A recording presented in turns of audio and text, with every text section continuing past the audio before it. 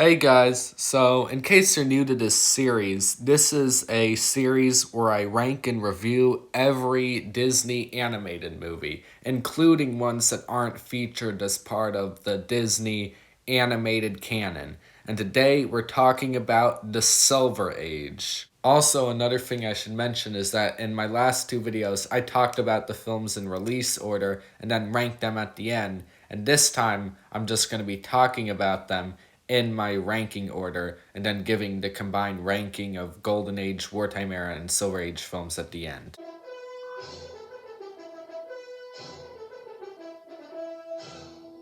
Oh boy, The Sword and the Stone sure is a movie. Yeah, sorry, I don't dig this one. I think my biggest problem is that it's disconnected. At the beginning, they give you the exposition about the sword and the stone and about how whoever takes it will become King of England, and then they just kind of forget about it and they don't bring it up until the last 7 minutes where the kid randomly picks it up and immediately becomes the King of England. It just feels all disconnected. The movie goes something like this. Arthur, or they call him Wart for some reason, Arthur and Merlin turn into an animal, they go on an adventure, and then they leave. And then it happens again. It happens like 3 times. It didn't feel like I was watching a movie. It felt like I was watching 3 episodes of a TV show, if that makes sense. So first they turn into fish, and Merlin teaches Arthur why he should be educated, and like they almost get eaten by a big fish, but then they don't. And then they turn into a squirrel, and then they hit it off with some lady squirrels. Zoophile moment, Disney. Kinda sus. And then they turn back into humans, and then they turn into birds. The birds part is the best one because they run into like this evil witch and they fight her, and that's a cool fight. And then they turn back into humans again, and then they're back home, and then he randomly pours. He doesn't even know what it is. He just randomly pulls the sword out of the stone, and then they're like, "Oh, I guess we're the King of England now." He's like, "Oh, I guess." And that's the movie. I'm a little confused why this was a movie. This felt like a bunch of shorts, or like I said, a TV show. In fact, why didn't they just make this a TV show? I mean, I guess maybe it's good they didn't make it a TV show, because then it probably would have been forgotten in time. But, I don't know, man. This feels like if you're gonna have 3 stories that don't connect at all, just feel like little episodic adventures, then why don't you make a TV show? I don't think Disney made a TV show for, I don't know, like 20 years after this movie came out. I think Disney had something against making TV shows. That's a rumor. Don't quote me on that. But just make it a TV show, man. It doesn't have to be a movie. It feels like the whole sword and the stone thing at the beginning and the end was just a plot line to justify the movie's existence.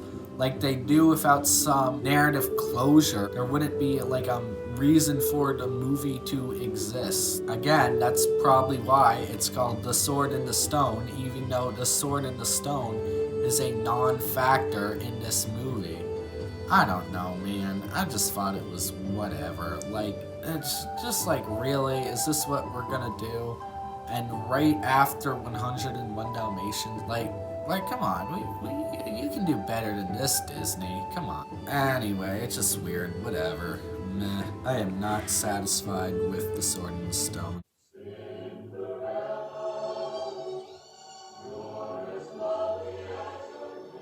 Cinderella is a weird one for me to review because it almost feels like I'm watching 2 separate films.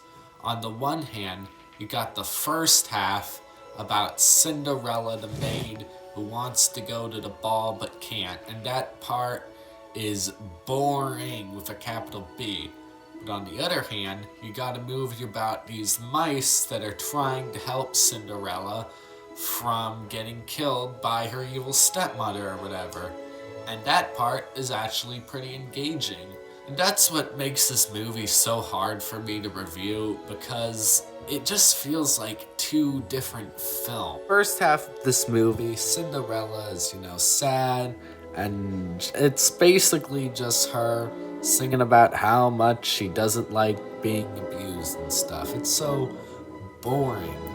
And she wants to go to this ball and meet the prince, and she does. And that's the part most people remember, which I found strange, because I was surprised to learn that the ball happens in the middle of this movie. I always assumed it was the ending, like she ran away from the ball and then immediately after she got the slipper test and the movie ended, but the ball is like halfway through this movie. Like, it's not even close to the climax. Instead, after Cinderella goes to the ball, there's kind of this whole subplot about the mice, and I don't know, I liked it, to be honest. I thought the mice were kind of funny. They weren't like great, but I just thought they were enjoyable, and especially the scene where they were trying to get to the keys because the stepmother locked her in a room or something. I don't know. I just thought it was cool and a little exciting, honestly, which is something I did not expect to say about Cinderella. Also, the prince, as most people are aware, is kind of just a bland non-character. He's basically a pretty face.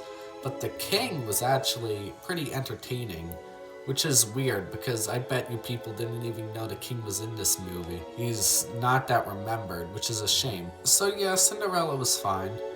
I didn't realize this until filming for this video, but man, these backgrounds are gorgeous. Look at that.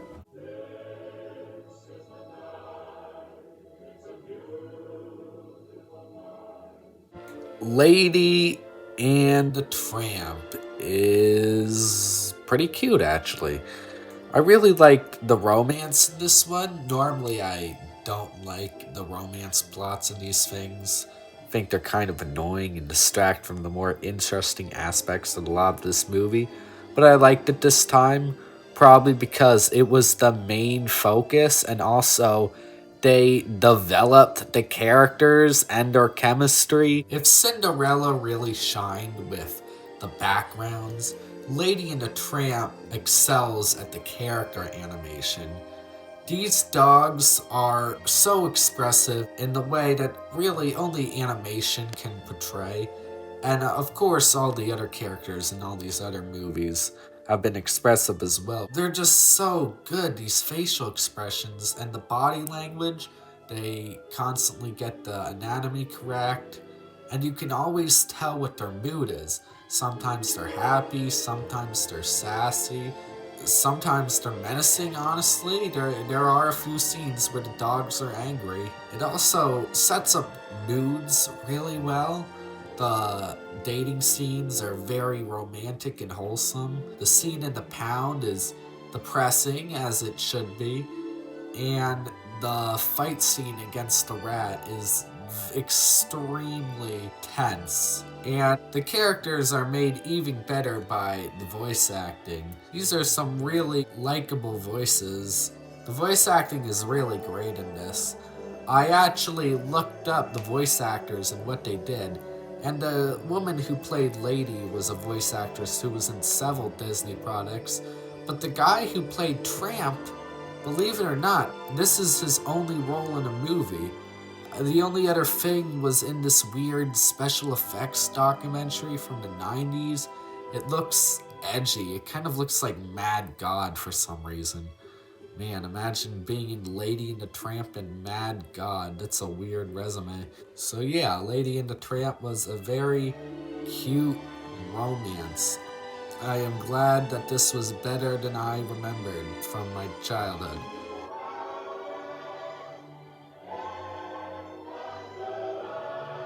Growing up, I was obsessed with Alice in Wonderland.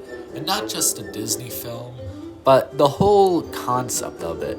I've read the book and its sequel, Through the Looking Glass, multiple times. And I've also have a fan favorite for an older version of Alice in Wonderland released in the 1920s. Maybe I'll do a video about that movie one day. That deserves more love. But I think, objectively speaking, this is probably the best interpretation of Alice in Wonderland. Obviously, I haven't seen all of them. I know there's like those edgy ones that were made into 2000s and the live-action remake, which I haven't seen and hopefully never will. But I think this is just the most charming and like definitive piece of Alice in Wonderland storytelling. C.S. Lewis has a very unique style of storytelling. His stuff was weird and zany. In fact, that was the whole point of the book, was that nothing ever made sense. And while it was fun, it leaned more towards eerie. Honestly, sometimes it seems more like those edgy, dark 2000s remakes instead of this version that most people associate it with, even though it is a child's book and nothing really dark happens, it just vibes, you know? But what this movie does is that it combines the nonsensical writing style of Lewis Carroll with the charm of Disney to create what, in my opinion, is the definitive Alice in Wonderland interpretation. I'm not sure what else I can say. You've most likely already seen it, because it's a classic. I don't know, I just think this is the best version of the story. It's better than those weird Return to Madness video games. It's presumably better than the live action. I mean, those things are never as good as the originals. And I'd even say it's better than the book. So yeah, pretty good.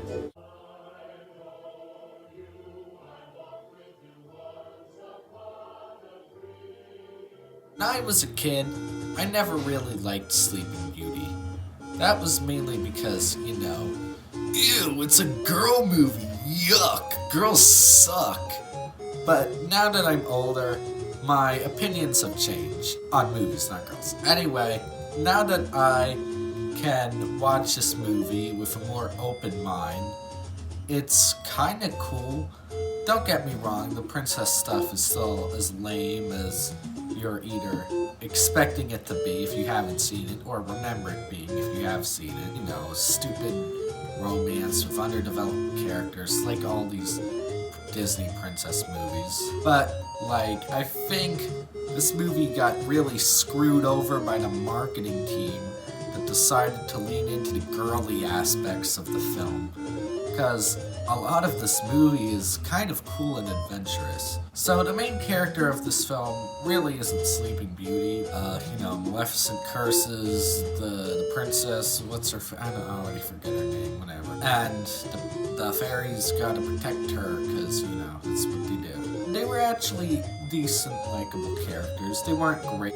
I can name 10 Disney comic relief characters, or Disney main characters, that are way more funny or enjoyable or memorable or deep than them, but still, they weren't bad. Also, I was surprised to see that the prince in this movie, Prince Philip, is actually a pretty cool character. Well, first of all, he actually had a personality besides just being the princess's love interest.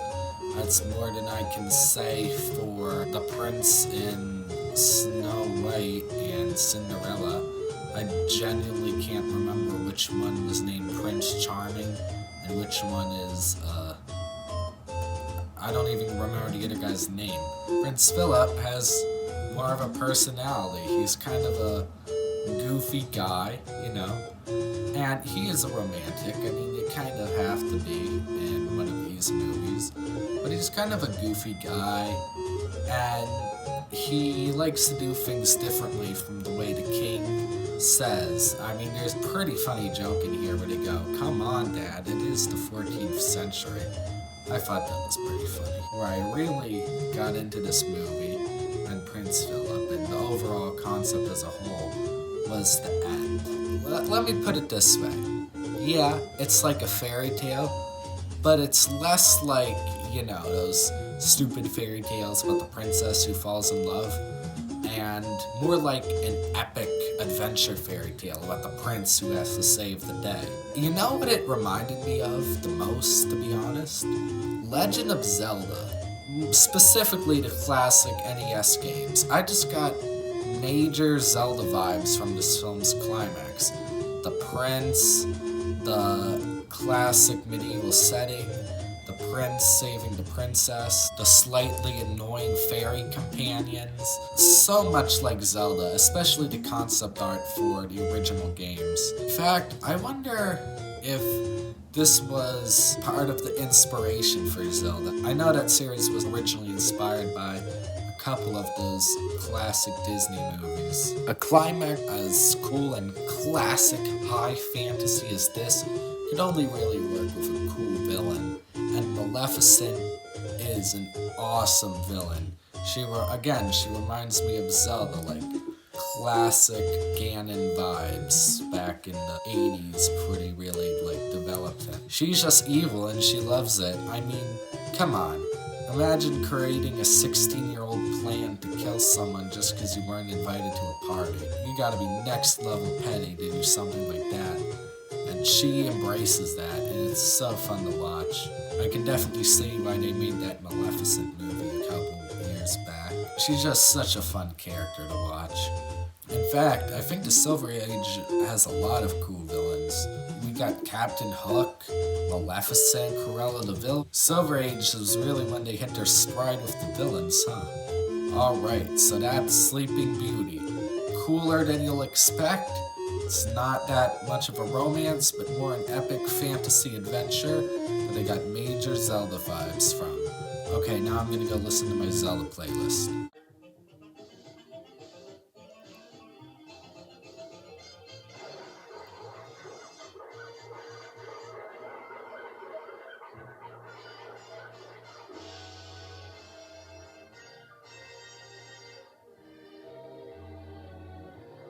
101 Dalmatians is such a fun time. This movie is so fun to watch. So basically, if you don't know the plot, it's 101 Dalmatians, and they get stolen by Cruella de Vil because she wants to make a coat, and then they have to escape. 15 of the puppies are the main characters, Pongo and Patricia, I think it was. And then Cruella de Vil bought a bunch of other puppies, so there are 99 puppies, plus the two parents, that's 101 Dalmatians. I really like the adventure of this one, A lot of these movies have been romances, or just kind of stationary movies where we basically watch the characters do nothing for 2 hours. But this one has a real adventure and sense of urgency to it. The Dalmatians have to escape Cruella de Vil and get back home, or else she will skin them alive. There is stakes, and there is adventure and plot and likable characters, and it's so fun. Cruella de Vil is obviously a standout. Everybody knows about Cruella de Vil, such an iconic and menacing villain. Honestly, I think she might be Disney's most evil villain. Maleficent and Chernabog might be more evil, because they're literally the incarnations of evil. But what do they do? What does Maleficent really do that makes her so evil? What does Chernabog do? They're bad, but only because they say they're bad. Cruella de Vil doesn't have any powers. She's not an evil force of nature. She's just a woman who looks at puppies and says, yeah, let's skin those so I can wear them on a coat. Might be the most unabashedly evil Disney villain until, I don't know, maybe Frollo. I also really like Pongo and Patricia. Those are the Dalmatian parents. They were very fun protagonists, and I liked them a lot. Honestly, their romance, it feels the most likable out of any of these Disney romances I've seen so far. Maybe that was because they focused less on the romance aspect and more on the parenting part of them, trying to not have their kids get murdered by this crazy lady. One thing that struck me about this is its modern setting gives a nice atmosphere to the film. Up until now, the closest thing we had to a modern animated Disney movie was I think So Dear to My Heart, which took place in when steam trains were new. This film takes place in the modern day, or it was the modern day at the time, and it gives such a cool aesthetic. There's TVs, there's cars, there's jazz. The jazz is a very nice touch to the soundtrack of this film. Mainly the Cruella de Vil theme song, which I'm sure you've heard at one point or another. Actually, only the Cruella de Vil theme song, but still, it's a very good song. Another thing I liked, which I don't think a lot of people talk about, is the sense of community this film gives. When Cruella steals the puppies, all the dogs sort of band together to help Poncho and Panita take them back. There's this one scene where a gossip train travels so far, all the way from London to this country in the middle of nowhere, which is how they get the information they need. I guess it's not really a big scene, but there's something I find charming about this dog community coming together to help this family. It was pretty funny too. It wasn't hilarious, most of these older Disney movies aren't, but there were a lot of jokes that made me laugh. Mainly these two British guys that Cruella de Vil hired. I like how they try to develop the Dalmatian puppies as characters too. Obviously they can't put a focus on all of them, there's 99 of them after all. There's only 3 or 4 that really have any sort of personality, but I appreciate the effort. Also, this scene ends on a high thrill action chase. It's nice to get some dopamine from one of these things when, let's be honest, a lot of them are fun but very slow. So yeah, 101 Dalmatians is really good. Definitely check it out if you can.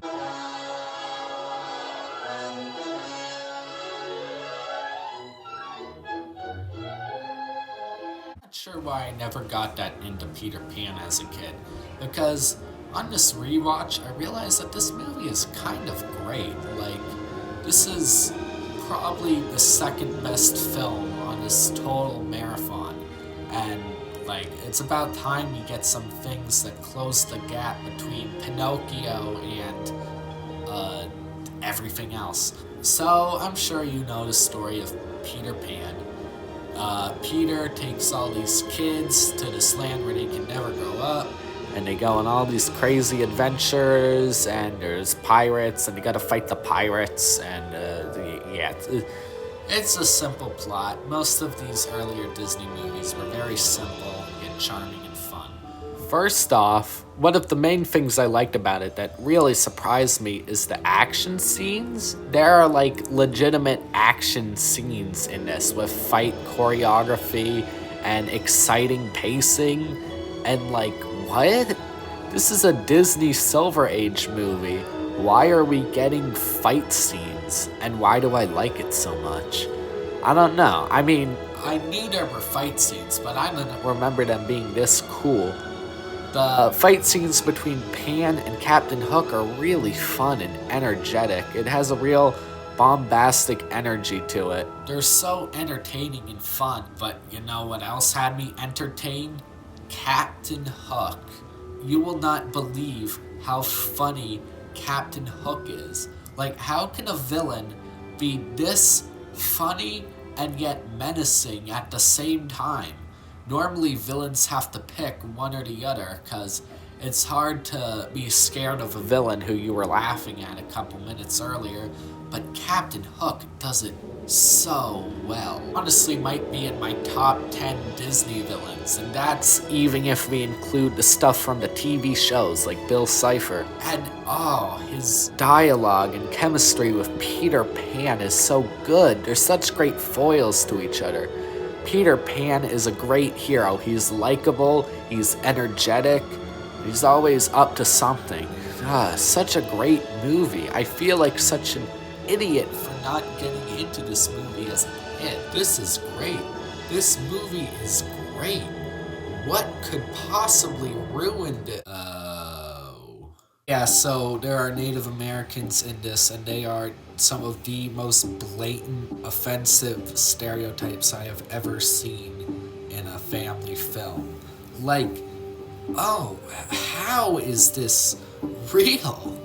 So basically, they visit the Native Americans and then they sing all these songs about the quote unquote Native American culture and how their wacky ways will get normal people all mixed up. And then they sing about what makes the red man red. That's the real name of the song. That is the lyrics. They repeat it over and over again. And oh my god, what is this? What? Ugh, come on, Disney. This is making me so frustrated because otherwise this movie is great, but then they just do whatever this is. And like, what? And if you think that that's bad, you should hear the Chief's voice. Teach him pale-faced brother all about Red Man.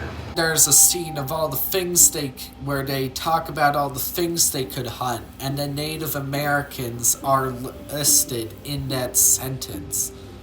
Come on, Disney, what are you doing? This makes me so frustrated. But regardless, this is still a pretty great film, and I'm still gonna rank it second on the list so far.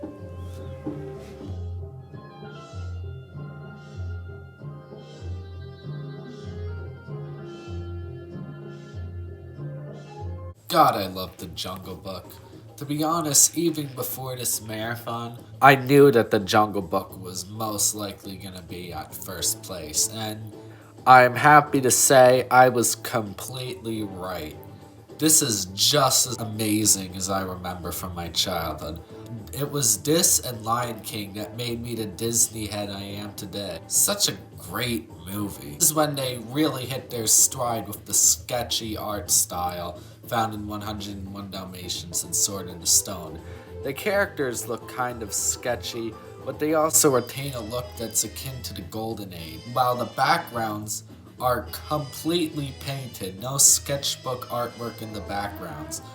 God, it's so beautiful, these backgrounds. I want an art book of the film. It's just so pretty to look at. I could look at these things for like an hour. They're so beautiful. Not to mention, this is probably the most fun Disney movie out of all of them. Everything about this film is so entertaining. The characters are likable. The songs are some of the best Disney's ever made. The characters are so fun. Baloo is such a great protagonist. He's such a likable guy, and his singing voice is great too.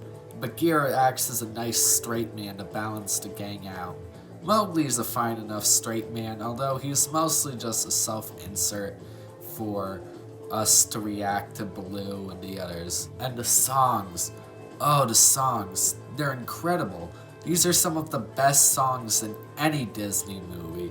The Bare Necessities is like Hakuna Matata, but better. And I Want to Be Like You, holy S-H-I-T. It has to be one of the best villain songs of all time.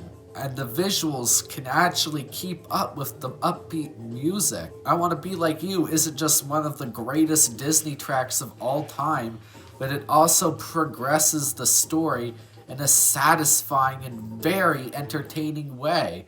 How can you make a movie this good? Every song is a banger, except for that one that the Vultures sing, but even that's not that bad. The fact that that's the weakest one should tell you how much of a banger these songs are. So amazing. And those are just the bombastic, incredible musical numbers. But the film also has a background score, which is so great as well. It creates a nice contrast. While the musical numbers are big, loud, and catchy as hell, the background music is more mystical and tribal. It creates a nice contrast between the music, and it lets the audience take a breather in between the musical moments.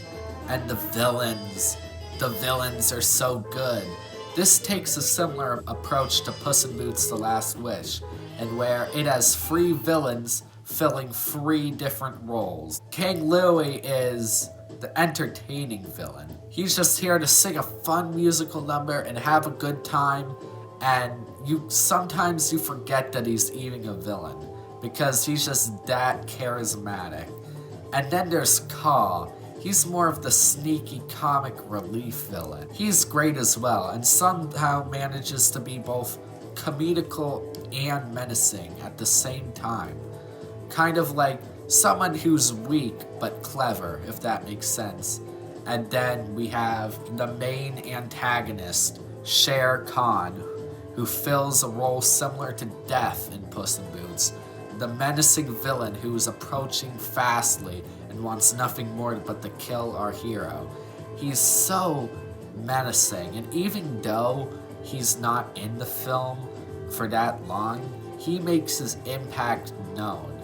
It's almost like a hunt.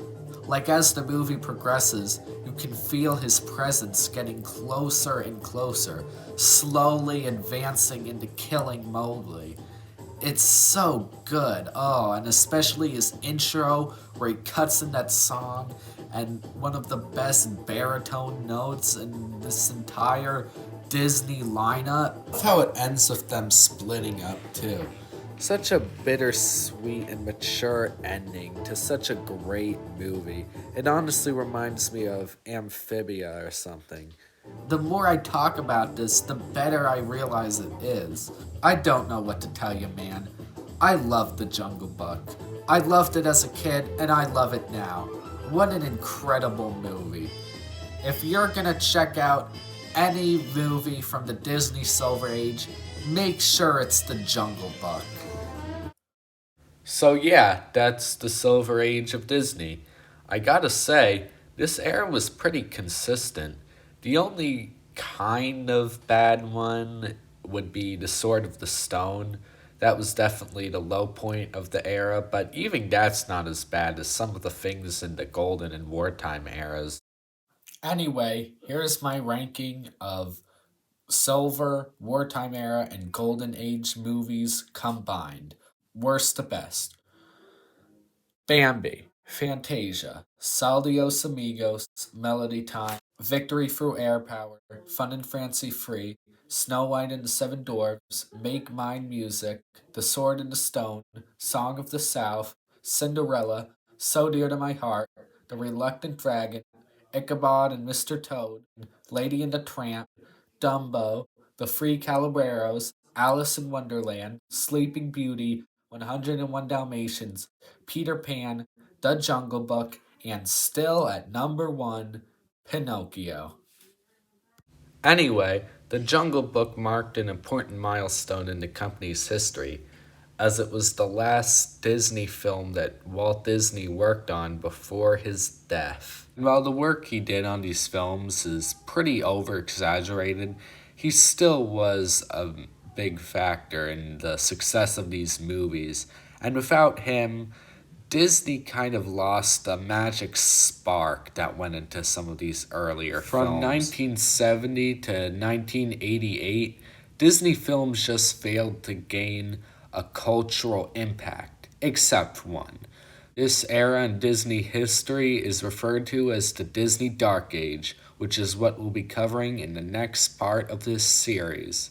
But not for a while, because I'm kind of Disneyed out right now, and I don't think jumping into an age cult referred to as the Disney Dark Age is going to help anything.